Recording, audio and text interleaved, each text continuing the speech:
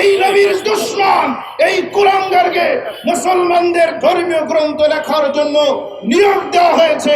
আমরা বার্তা দিতে চাই, যেই নাপাক হাতে আমার নবীর বিরুদ্ধে কলম ধরতে পারে, সেই কলমের লেখা কোনো গ্রন্থ মুসলমানের সন্তানেরা পড়তে পারে না।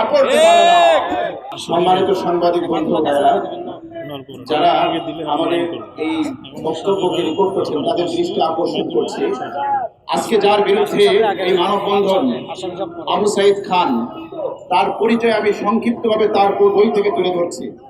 আবু সাইদ খান লিখিত প্রচলিত ইসলাম ও প্রচলিত ইসলাম ও প্রকৃত ইসলাম, পৃষ্ঠা 32। আপনারা পরিচয় পেয়ে যাবেন যে এই আবু সাইদ খান কে, তার বিরুদ্ধে কেন আজকে উলামায়ে কেরাম এখানে দাঁড়িয়েছে।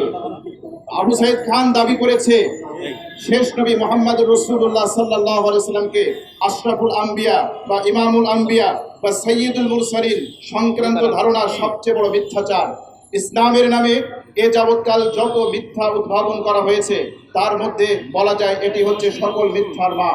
এটি খ্রিস্টানদের তৃতীয়বাদের চাইতেও ভয়ঙ্কর এক বিষ বৃক্ষ, যার ফল ভক্ষণে মুসলিম সম্প্রদায়ের সদস্যদের মুনাফিক ও মুশরিকে পরিণত করেছে। নাউজুবিল্লাহ। এই কুখ্যাত আবু সাইদ খান সে দাবি করেছে আমাদের প্রাণের প্রিয় নবী মুহাম্মদ রাসূলুল্লাহ সাল্লাল্লাহু আলাইহি ওয়াসাল্লাম শ্রেষ্ঠ নবী নন, সাইয়্যিদুল আম্বিয়া নন, তিনি শ্রেষ্ঠ রাসূল নন।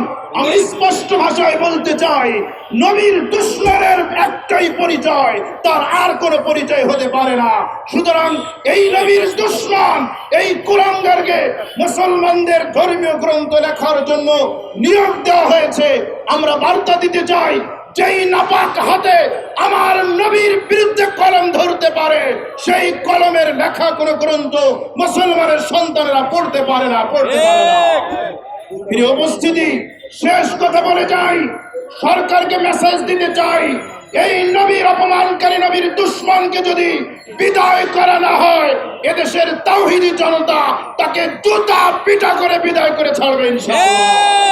নাসরুম মিনাল্লাহি ওয়া ফাতহুন করিম। আসসালামু আলাইকুম ওয়া রাহমাতুল্লাহি ওয়া বারাকাতুহু।